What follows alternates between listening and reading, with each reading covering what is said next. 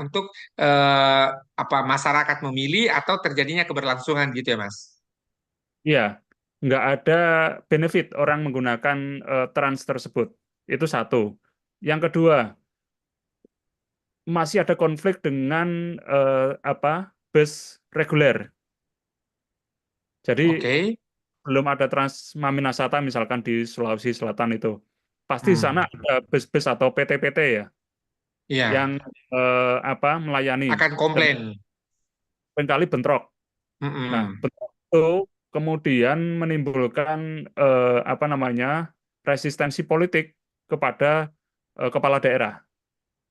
Kepala daerah cenderung Sekalipun ini juga bis seperti ini yang punya sistem yang bagus seperti Jogja. Apakah juga di Jogja berhasil, Mas?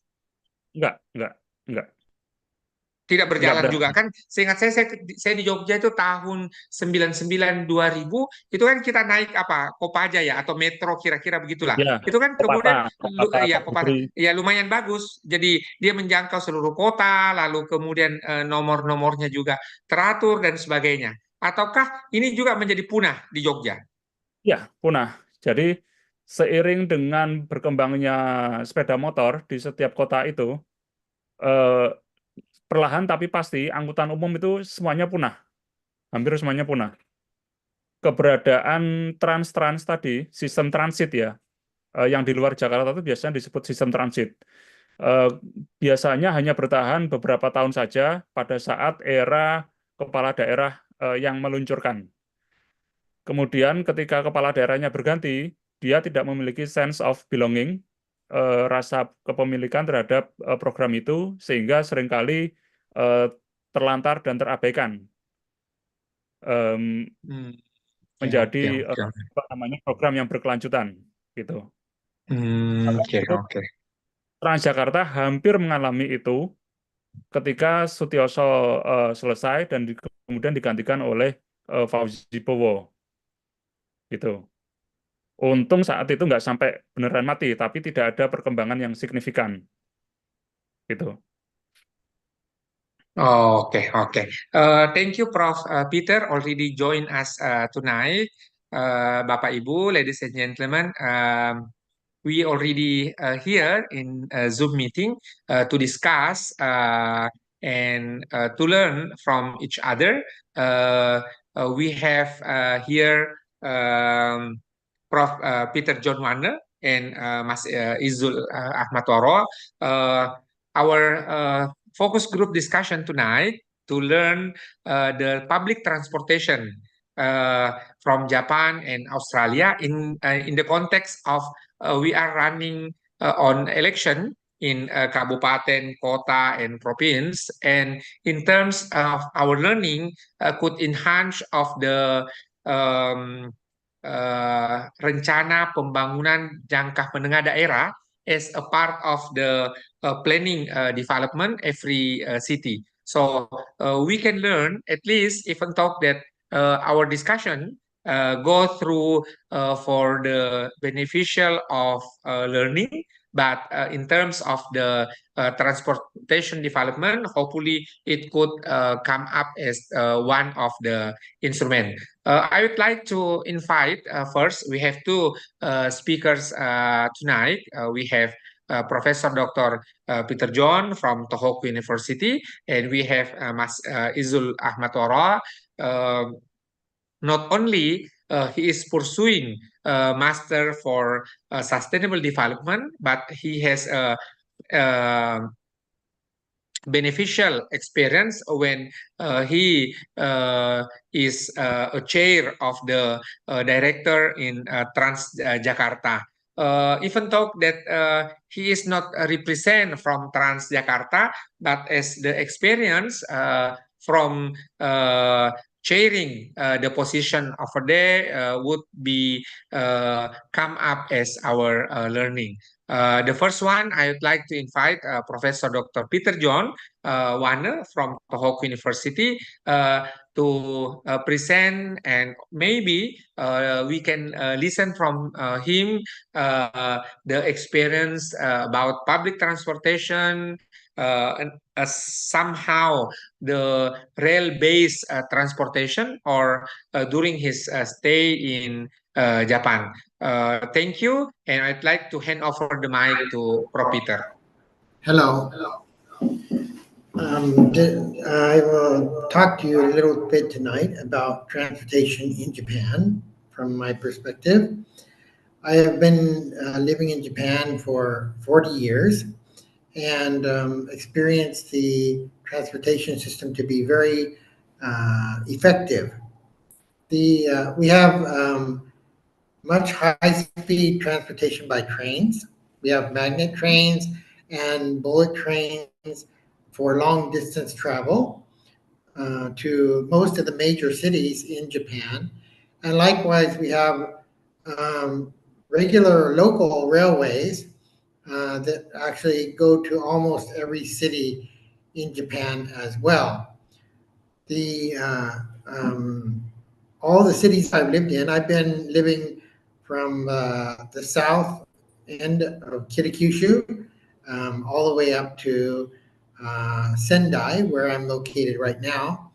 And in all the cities I've lived in, the transportation is very convenient.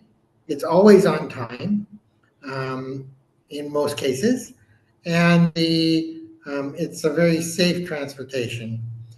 The basically because the transportation is so convenient for most people, even if you have a car, it is more convenient to go by train or subway to the location for where you are actually working. And therefore, the most of the people take advantage of the system. And if they do have a car, only use the car when they are maybe shopping at a large grocery store and have to purchase something large, which they don't want to carry on a train, or if they're traveling out into the country area where a train may not actually go to conveniently. So if you're a person like myself and you don't have a car, if you are going out to a country area, it's also very easy to rent a car from any of the stations near the train station and to travel to wherever you want to go.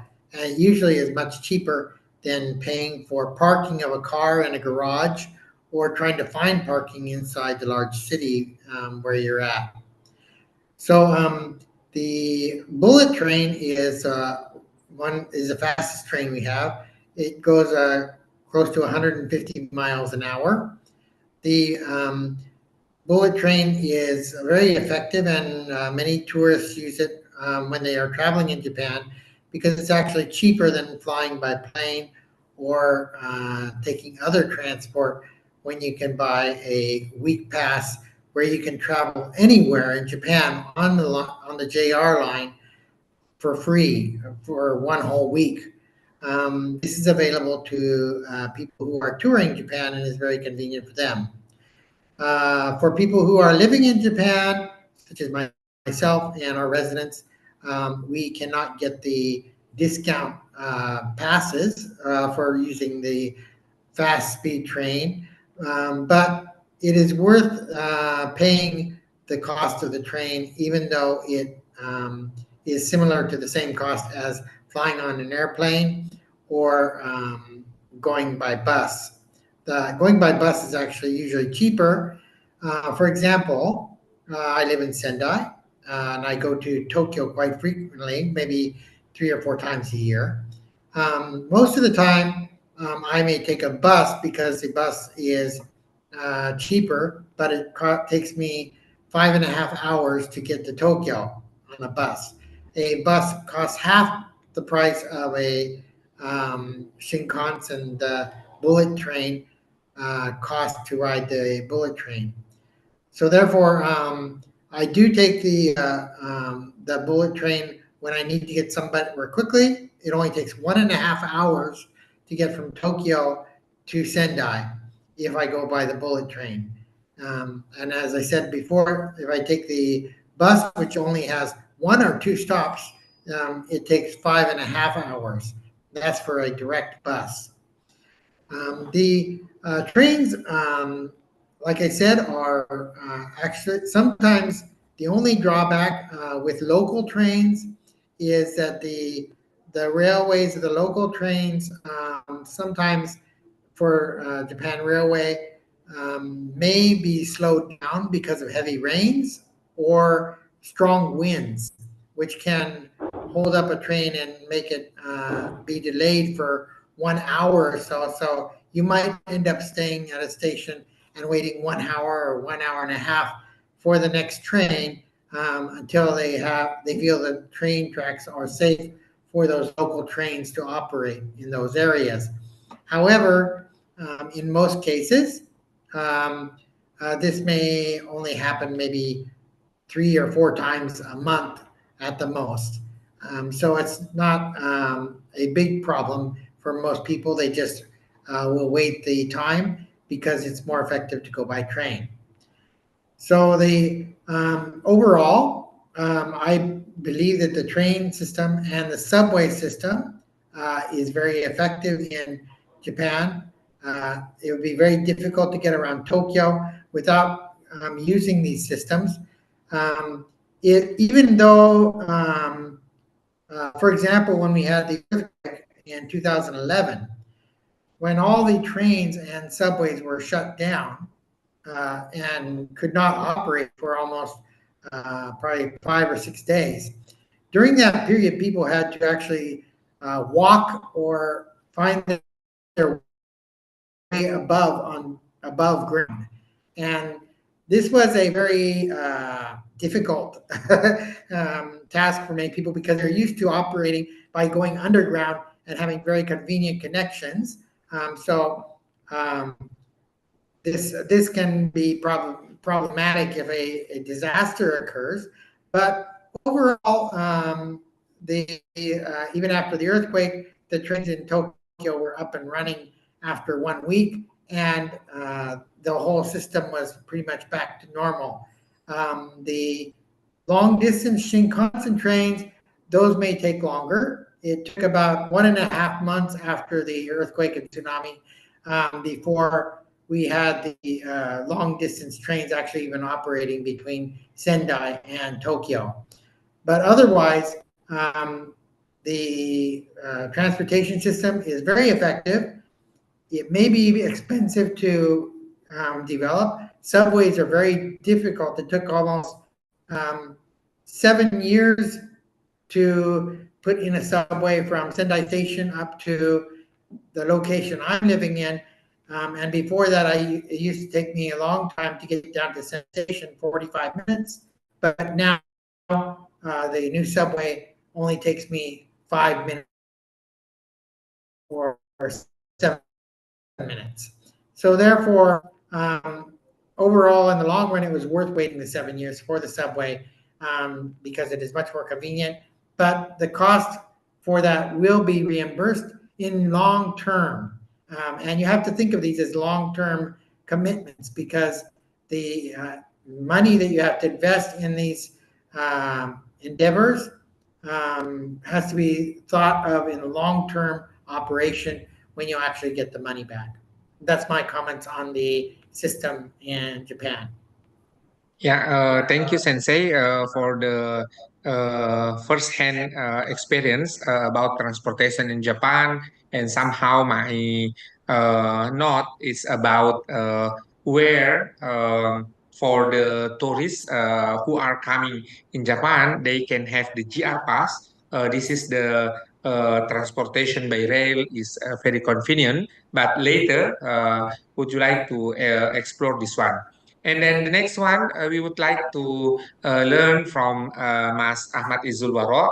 At least he will explore how the situation or contemporary situation in Australia, or somehow because he resides right now in Perth in the west city of Australia, and then we could learn the situation how if I can say there is a success story of Transjakarta, where the other province in Indonesia, likewise Makassar, Yogyakarta, Bandung, and other cities, already try the best one to implement as the same as Transjakarta.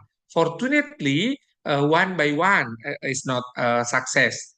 Like in Makassar, now the halter is somehow as like as a monument. It is not a function anymore. Uh, it might be another one in Bandung in West Java. Somehow it is not maximal condition. Without further ado, I'd like to invite Mas Ahmad Izulwaro. Time is yours, sir.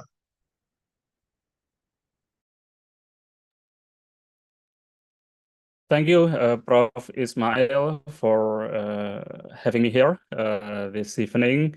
And thank you for Sensei Peter for your very delightful information from Japan, for your experience using public transport efficiently in those cities.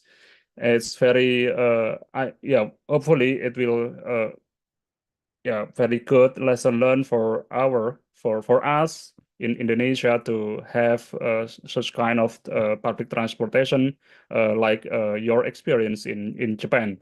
And today I would like to little bit share about our experience in Indonesia and also in Australia, because today I live here in Australia as a student, as mentioned by Professor Ismail. And of course, I would like to introduce myself. My name is Ahmad Izularo. I actually a transport enthusiast from Indonesia. I'm a scholar from. Actually, I lived previously in Jakarta for 15 years, and previously I lived in Jogja and East Java. So many Indonesian cities currently experiencing very huge congestion in their cities, because so many people rely on private vehicles.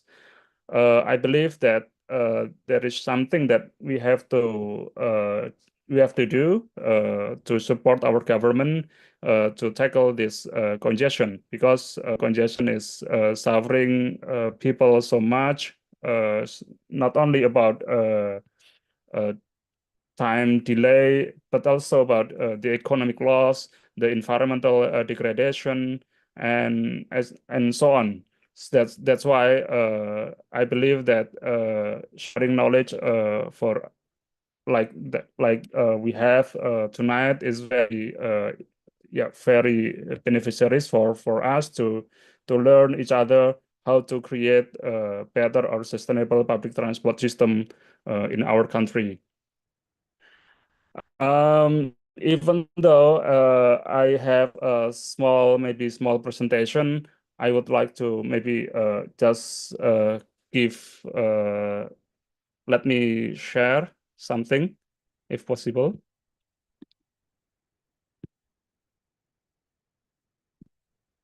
Yeah, go ahead, Mas. Okay, please wait.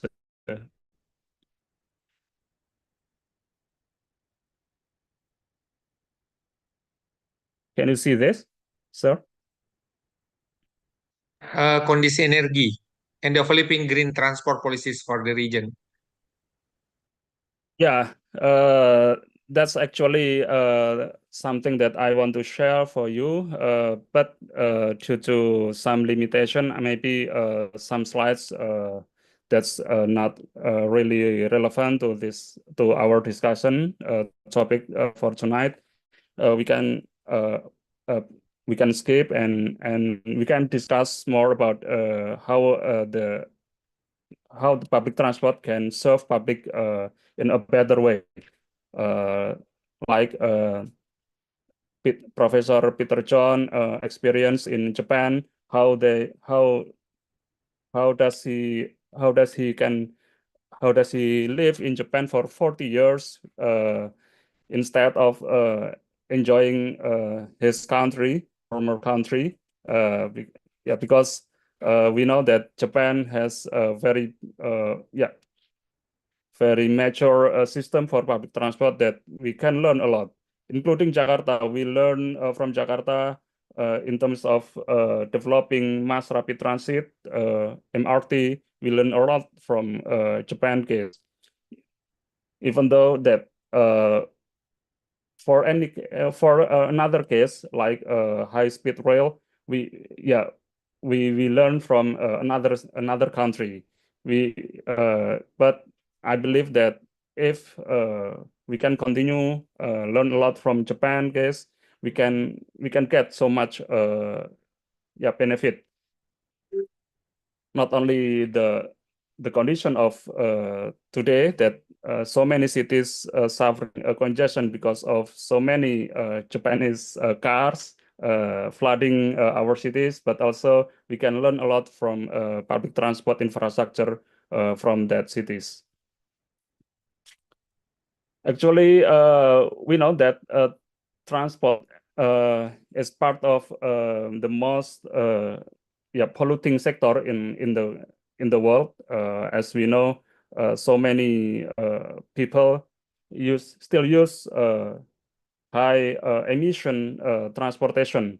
That's why we need to tackle this with some policies and action plans to reduce greenhouse gas in the region, because it's suffering not only for us but also for our next generation.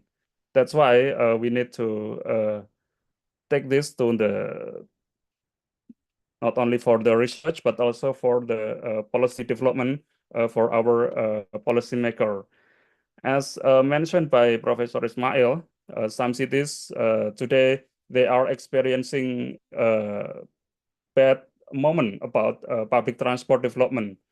For example, like Trans Maminasata, Trans Jogja in the city of Yogyakarta, and then even in Bali, Trans Sarbagita, they are not experiencing a good moment because very few people using public transport in that cities. As we know,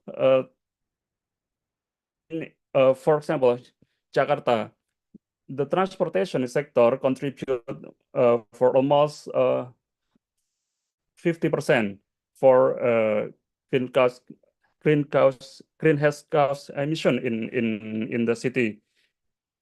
That's why Jakarta developed so many public transport, mass transportation system since 2003. Transjakarta is the first thing, and then the government then built, at that time we call it waterway, but unfortunately the system isn't working anymore. And then in 2000 and around 14, they start constructing mass rapid transit with assistance from Japan, and so today we have also light rail transit (LRT) with the assistance of another country like Korea for this instance. So we have some options for people to use public transport. And we know that transportation itself is part of the global commitment to reduce greenhouse gas emission, and as part of sustainable development goals in the region, we know that we have to develop a green transport system. And today, on top of this public transport policies, we know that some sectors have developing a roadmap to electrify vehicles and also bus system, but the gap is still very huge that we have to tackle. That's why we need to collaborate with international researchers, international communities, how to solve this problem effectively. And we know that even in Jakarta, the development of electric bus is not so smooth because so many factors. One of them is the lack of good product at the moment.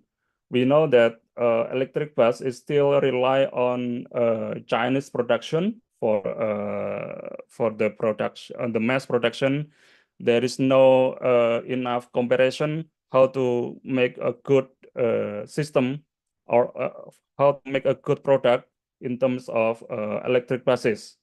We are still waiting for a product from Japan, from Korea, but until today, we are still only rely for Chinese electric bus. We have even no, we don't have even heard from European countries how they develop electric bus, but so far we can only rely on Chinese public buses. Actually, this is the roadmap from Transjakarta, how they will change previous ICE buses to be the electric one. We believe that today this number should be replaced by the new one, because so far there is only 100 buses on the road, but now is this data actually come from the 2020 when the electric bus for first time coming on the road in Jakarta, but so many obstacles due to lack of good policy from national government, etc. It makes this policy roadmap is not going well so far. So many collaboration that we are going to do, but there is a huge gap that needs to be tackled in a good way. That's why I think we believe that international collaboration to like a green climate fund, and then how the system can give a better social system for the public can. Yeah, we need to learn from all of you in terms of this yeah, making better system in this context. In terms of trial that we believe electric bus is delivering zero emission, but is it real? How the system works?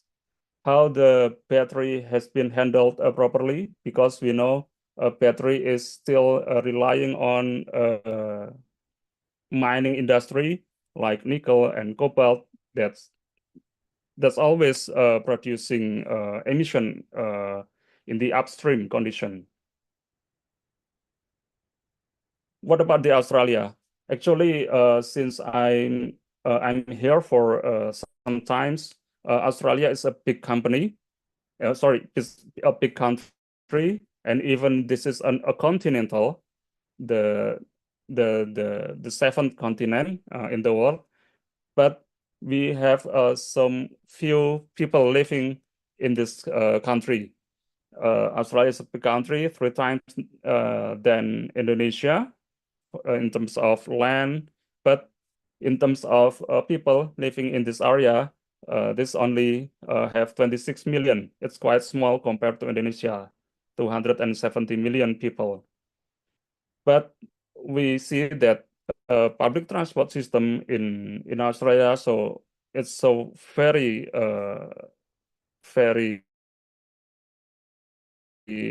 yeah, comparable to Japan is maybe like yeah, both of them are part of a developed country. So we believe that Indonesia should learn a lot from those countries, how to manage and create public transport system integrated and convincing, and yeah, make our daily life easier.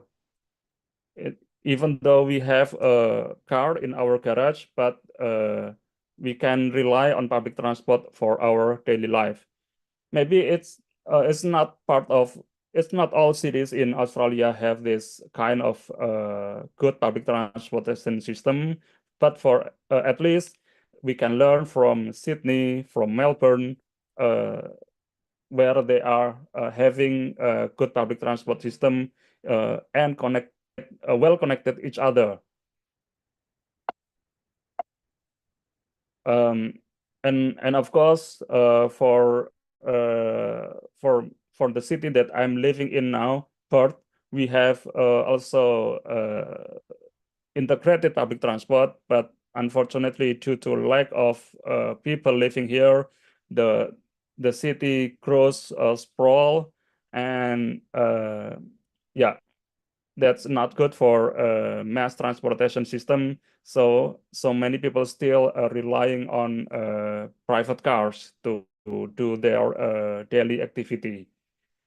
That's kind of yeah, the first perspective that I have here in Australia. So maybe someday I need to learn directly to Japan how they build the system in a good way.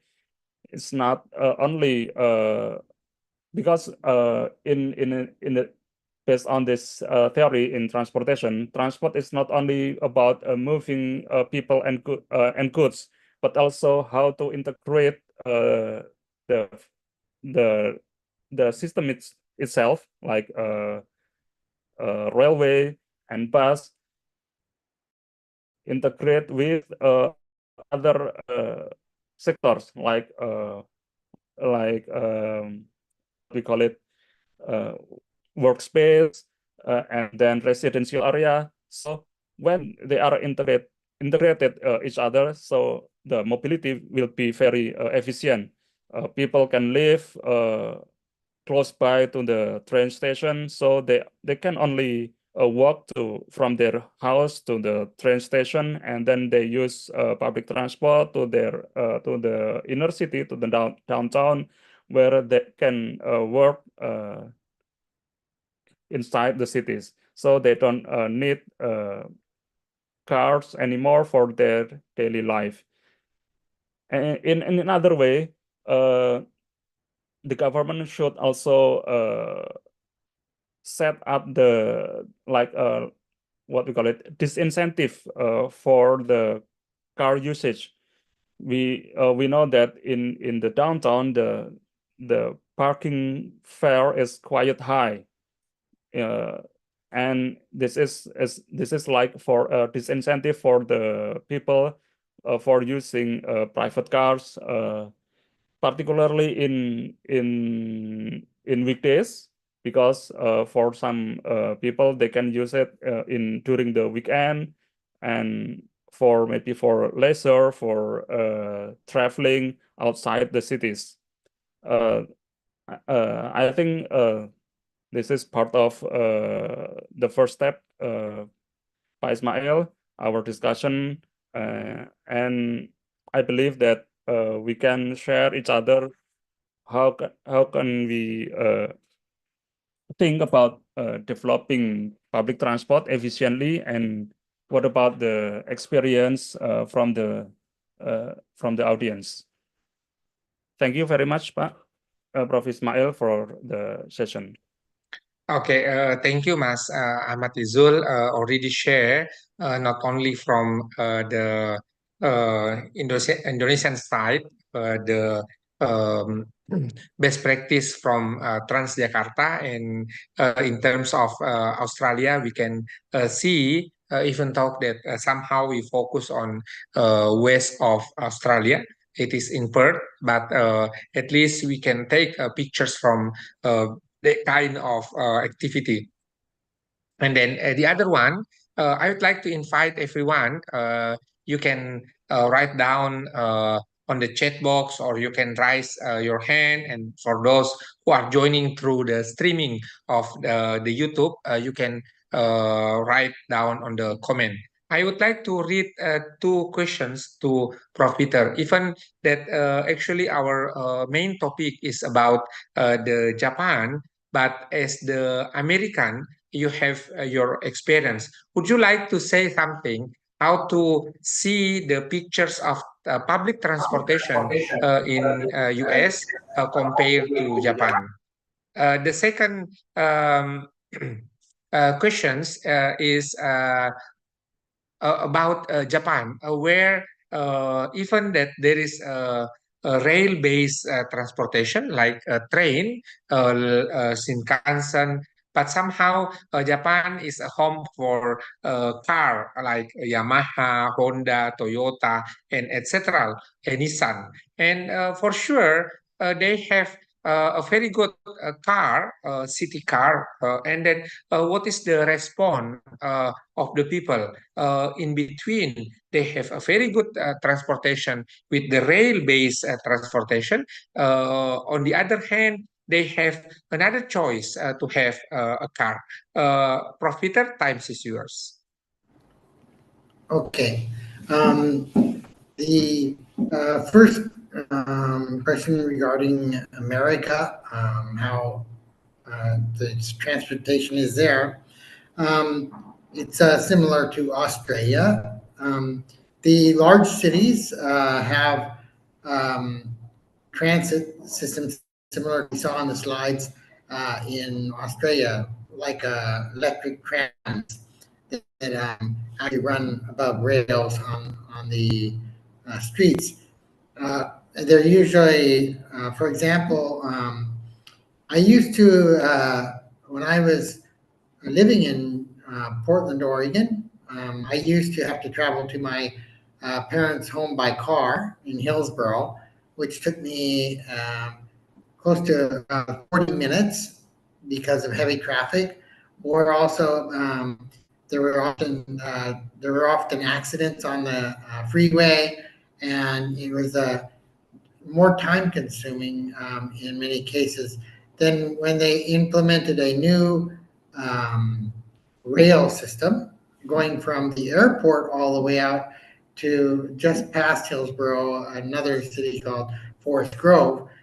And the implementation of this transit system cost quite a bit of money, but once it was implemented, many people found out that it was easier to take their bicycle and bring their bicycle on the transit because they had a location where you could hang your bicycle when you go inside and go into Portland and then just get on their bicycle and ride a couple blocks to wherever their office is, and then return back to their home with no problems usually. And people who are concerned about the environment and stuff did move towards this direction. For me, it became very convenient because whenever I used to go home, I used to have to rent a car to go and see my parents in Hillsboro because there was no train that actually went out there. But now I can actually just catch a train from there and not have to rent a car and go out to my parents' home. And this is very convenient for me. So this has been a very effective means in some areas in America. Now, other areas that are more remote and the population is not dense enough, if there is not many people to support to build the system to even pay it off in a matter of 10 or 15 years, most of the government officials in those areas do not want to invest in those type of transportation systems because even though they are greener, they feel that the cost is not effective. It's inefficient, and they really can't afford it. So this is the case in America. But I'm glad to see that in the dense cities, the densely populated cities, and going to a few of the other cities outside of that were more where the car congestion is very a big problem. We have been able to resolve this a little bit. Now, in regards to you were asking about in Japan, that we have very good cars and many car manufacturers. And if you buy a car, why actually go by bus or transportation system to go where you need to go? Now, if this was the case in America, which is the case in many cases, for me, if I had a car in America, then I probably would use the car instead of going on the train because it's cheaper. So in that case, people do not choose the option of the train over the car unless they're doing it just for the option of saving the environment or getting exercise. Now, in Japan, it's different. In Japan, the cost of driving a car outside is very expensive. In most locations in cities, the population is so dense that there is no parking for cars on the street. There is no place to park, and you have to pay a lot of money for parking your car just for 1 or 2 hours. If you're paying to park your car for a full day while you're going to work, then that can add up over time also. So all companies don't pay for your parking fees for a car. They might pay for your gas fees, but they're not going to pay for your parking fees. So these are problematic in cases. But if a company does have a parking lot or an area, then people can go and park in that area. But many companies in Japan don't have parking areas for the employees, and they in this way they encourage the employees to use the railway system or other systems, especially in Tokyo. This is it's very necessary to actually use the transportation systems if you want to get anywhere fast. If you do go by car, it is not fast in Tokyo. Sometimes it's faster to go by the train or go by subway and do your transfer than it is to take a taxi and go directly from one location to the other. Even though the taxi is going to be going through the streets, there's a lot of barriers, a lot of traffic, and usually it takes you longer to actually get to where you want to go. So for this reason, people may have a car, a nice car, and they just have it more as a, like I said, they use it for when they want to go shopping once a week, and they can go to a large grocery store where they do have a parking lot that you don't have to pay for, and they can drive over there, and then they can get their groceries and other things. If people like myself are buying groceries in Japan, and we don't have a car, we usually will just take the train down to the supermarket or wherever it's located in downtown, and then we will buy up to maybe 5 or 10 kilograms, something that we can carry on the train, and we'll carry it home. And it's not uncommon for us to go shopping 3 or 4 times a week. This is the common thing for many household families in Japan. They don't usually go to the store and buy food to last for 2 weeks and pile it all up in their car, and then they don't have to go shopping for 2 weeks. This is not common in Japan in most cases.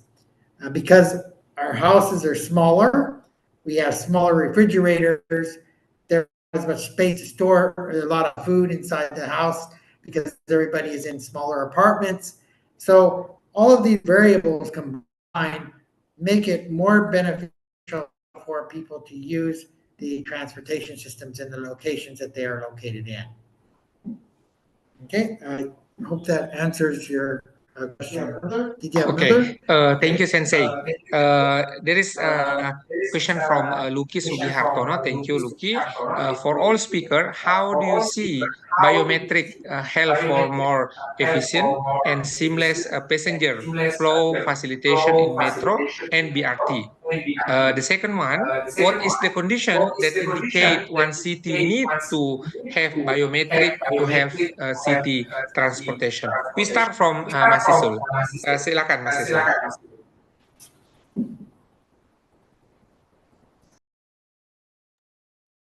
Okay, thank you. It's very good question, I think,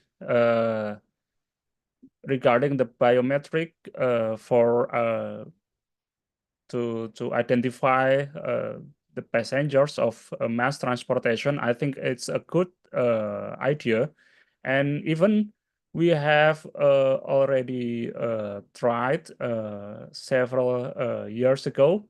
We know that in 2020, we suffered like a pandemic, COVID-19, and it's like a blessing in disguise that we had to push ourselves to use digital digital tools to make less contact physically. So at that time, some people introduced us to use biometric as to replace a payment by card at that time.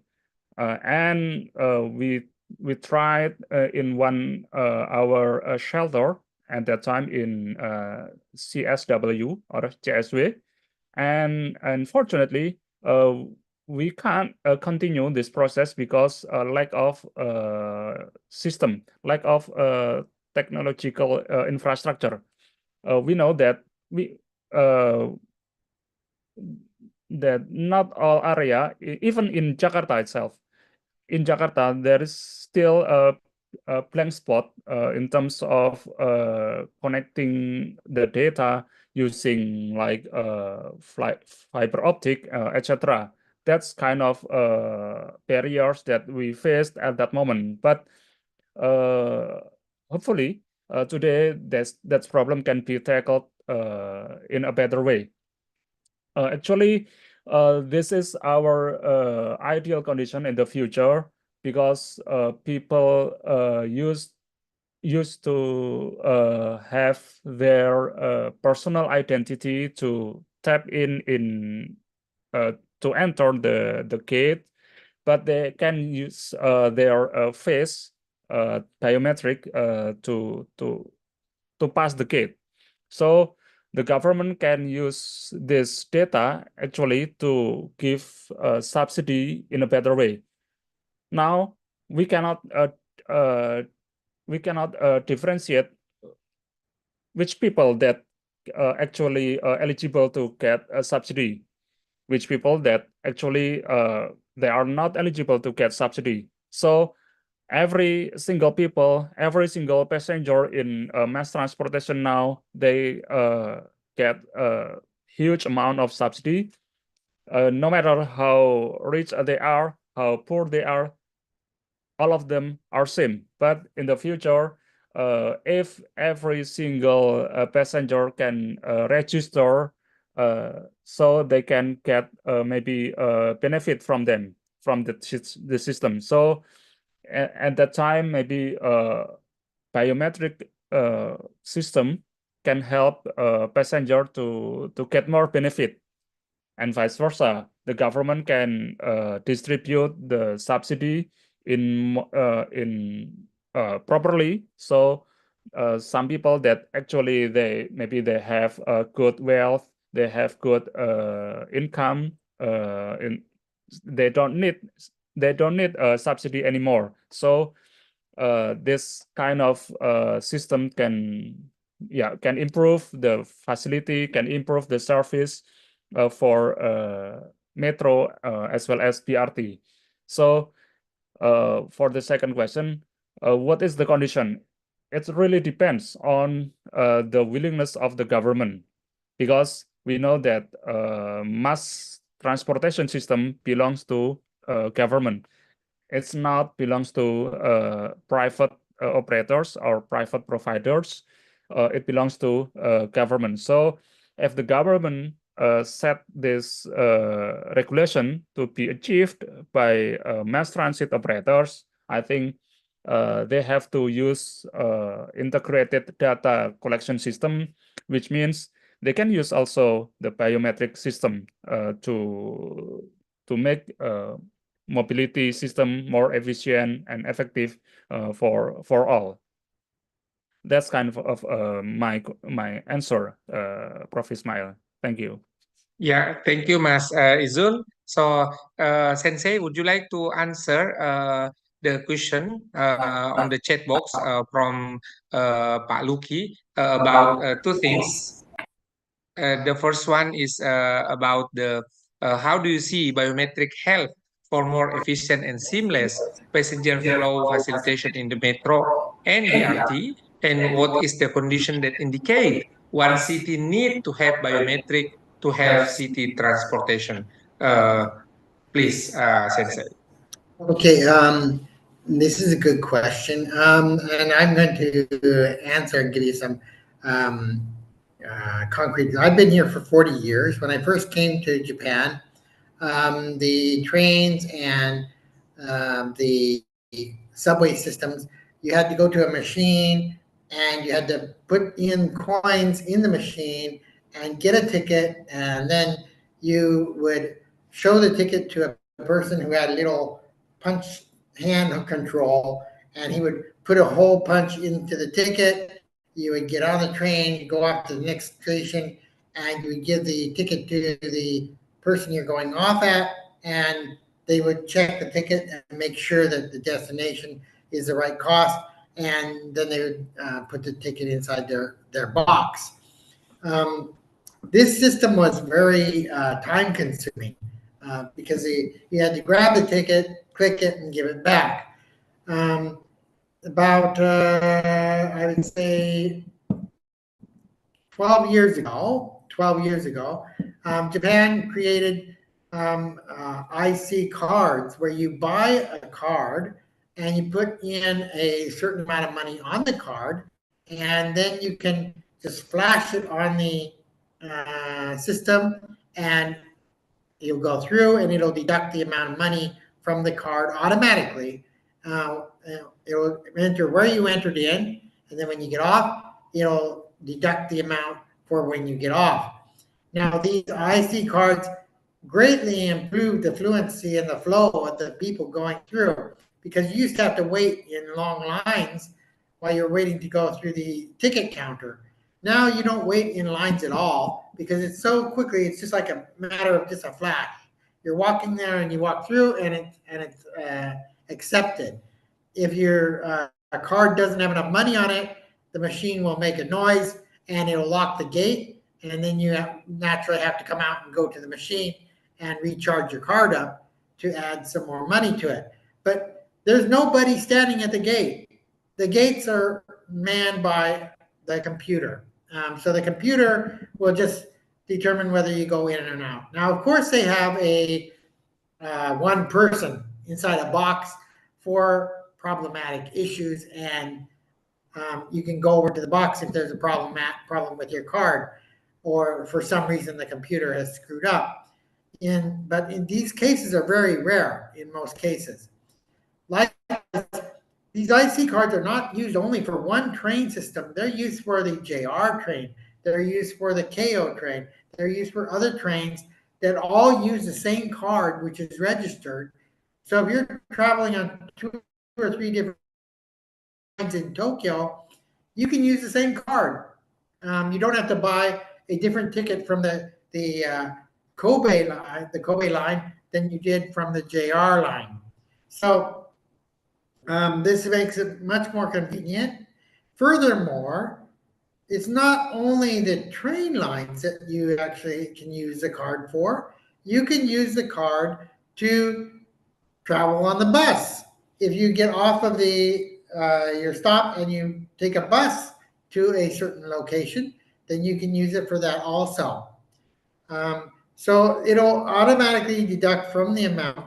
Now, the person said, well, how can you reduce the amounts of the cost for certain people?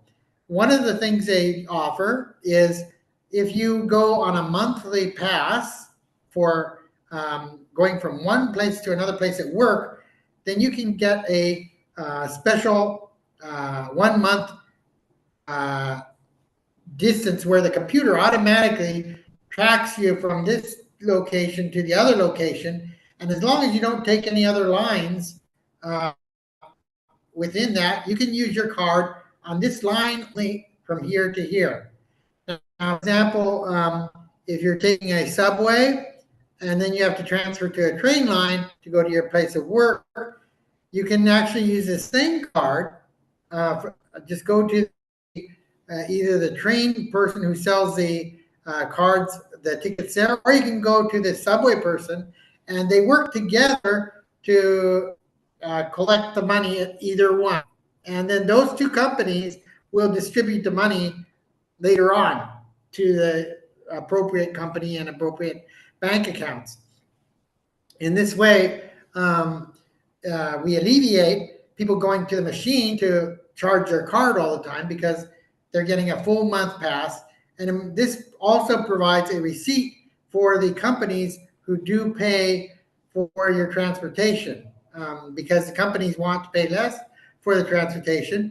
So they will actually give you a receipt, and you can give that to the company for that. Now, this is also done for students. Students get discounts on the monthly passes. If you're going to school, then all you do is show your student ID, and then you have a special form from the school proving that you're actually a student at school, and then you get like a 10% discount on your pass. This helps students who are college students or other students who are struggling more to make ends meet, or help the parents who are paying for their students to travel. Now, the other reason we have student discounts on these passes is because in Japan, we do not have school buses for the most part. All public schools you go to by train. So we don't have school buses going to any schools. Maybe some private schools will have a school bus, but it's rare. We don't have many buses out on the road taking students from their home to go to school like you do in America. And you'll see the large yellow bus dropping off and picking up students all the way to school. This is not the way it works in Japan. In Japan, it's just everybody uses this mass transit system. Now, for people who have less money, the amount of money actually to drive the transit system is quite low. And so everybody in Japan is at a very probably similar salary structure. And since everybody is at a similar salary, everybody pays pretty much the same fee except for these discounts that are given for buying monthly passes or other ways. So these are the ways that Japan has really improved the biometric. And even these cards can not only be used just on the train, they can actually be used inside the convenience store or for other locations where stores will even accept them for the money that's on the card. So these IC cards, which are have a chip that registers, deducts money automatically, are very convenient for students and everyone who is actually using them in the transit system in Japan. We have a very advanced system here, and at first, many people, when they come and visit Japan, they at first when they go to the machine, well, I don't know if I want to buy a whole ticket, and then just charge it. I'd rather buy an individual ticket. You can buy an individual ticket still, and you can still pick it, put the little paper ticket inside, and carry it on the train and stick the paper ticket in. But it takes a little longer. But that option is still available. But few people use that option. Almost everybody has this IC card, which you can just flash in a second when they go across the machine, and when they're going off, they flash it and they just go through. So this improves the flow of traffic, because you really have to have a good flow of traffic when you're having people going in and out of the subways and the train stations, especially in Tokyo and other cities that have a large population. Okay.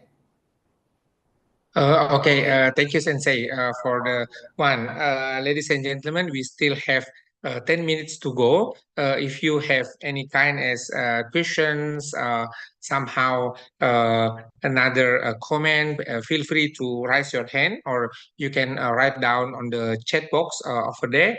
And then for those who are joining us from the streaming YouTube, you can write down a comment. There is even that it is not related directly, but still about rail-based transportation, Mas Izul. What is actually the success story of the railway in Java Island? And it is not the same as like now we already started within the route from Makassar to Parepare, but it is stopped in Baru, and then the other one in Sumatra Island. One more things, now we have two options. We have railways from Surabaya to Jakarta, from Bandung to Surabaya, but on the other hand, we have the massive, if I'm not mistaken, there are 6,000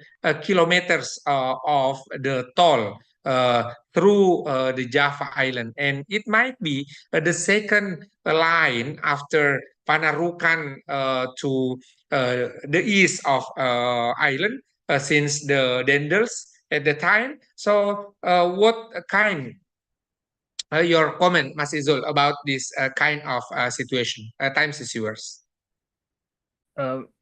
Thank you, sir, for this question. Actually, this is very challenging question, because we know that since maybe the last 10 years, the development of railway infrastructure in our country is very significant.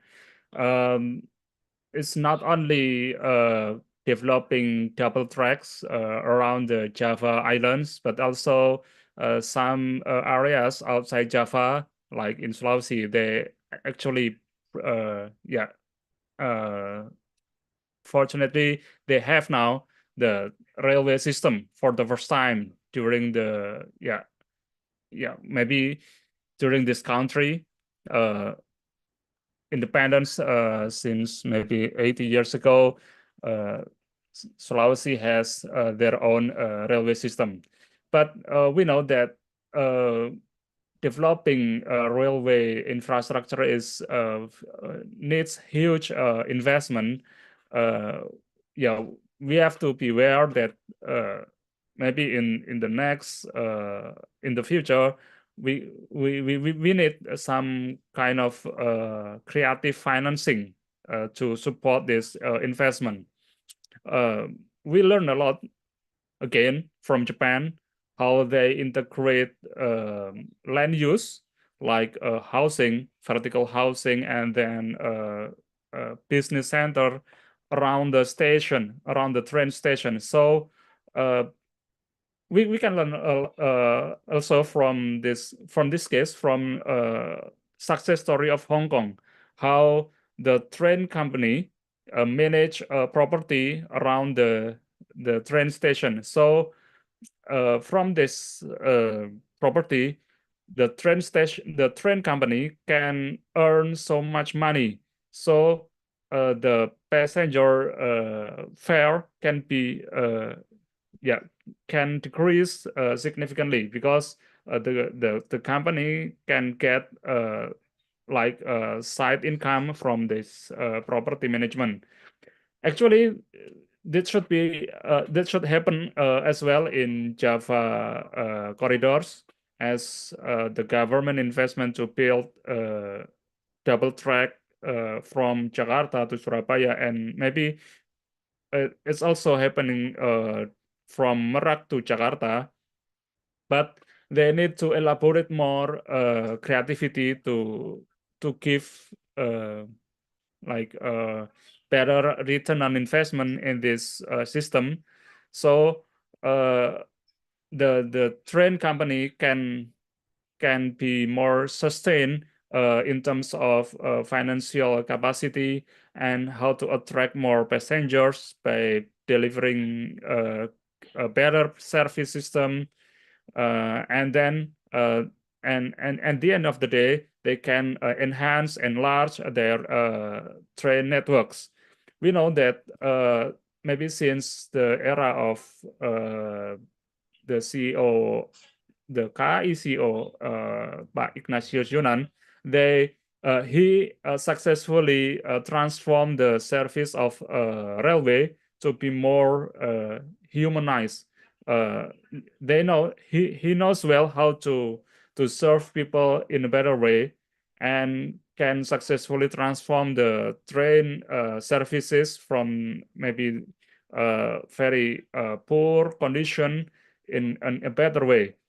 And we learn a lot from Japan system, that transportation is not only about moving from point A to point B, but also about how to get like journey experience during the trip, so passenger can get maybe better feeling, and then they can transform to other people, to other passengers, to other to their families. It's like a word of mouth. It's based on some research. Word of mouth is even better, has better or stronger power to influence people to use public transport rather than maybe advertising or advertisement in mass media. That's I think one thing that we should develop in this our railway system, in not only in Java but also in Sulawesi Island, in Celebes Island, how people that have experience using this service can influence other people, can influence colleagues and family to use this system in the future. But one problem that I've heard about the railway in Sulawesi, this is not actually dedicated for traveling for people, but they intend to serve to transporting goods, like material for mining, something else. So maybe another type of approach should be elaborated to gain more successful in terms of enhancing and elaborating and expanding their networks in case of Sulawesi's railway system. That's my opinion, Pak Ismail. Thank you. Ladies and gentlemen, thank you very much for joining us our focus group discussion tonight. For those who are interested to join the next FGD, at the chat box already have the presence. You can write down your email over there, your WhatsApp number, so our administration will send you the appreciation of certificate. And the second one, we would like to invite you for the next focus group discussion.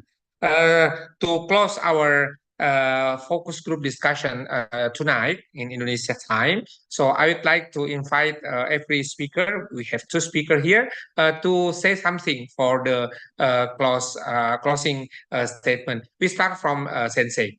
Sensei, time is yours.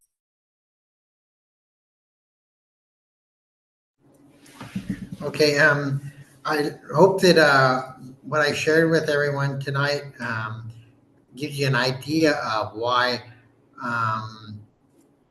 one country or one city may choose one option for implementing transportation that is more efficient and better for the environment than in other areas.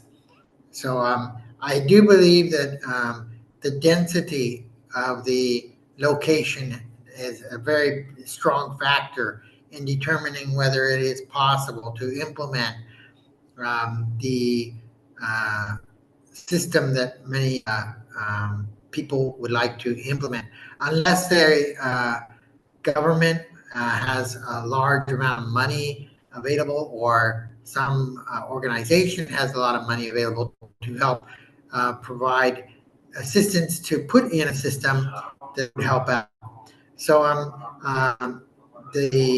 with that, I thank you for letting me talk to you tonight and express my views of what my opinions are and what I've seen. Thank you very much.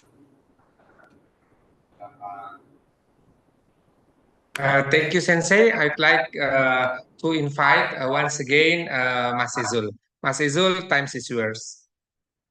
Okay, thank you everyone for this kind of good discussion for this evening. And I would like to remind us that transportation is kind of tool to not only to deliver to be the engine of economic growth, but also this is kind of integrating the nations. Because of good transportation, people have good access to their life. They can get better access to their education, to jobs. That's why transportation is very important for connecting our life. Without transportation, without good transportation, people cannot afford maybe good job. They cannot afford good good education. So it's very important not only for us here in this group, but also for all people surrounding us, to remind government to build to create a better transportation system. That's why I believe that Prof. Ismail in this with this effort, so very beneficiaries for us, and also for Sensei Peter John Warner.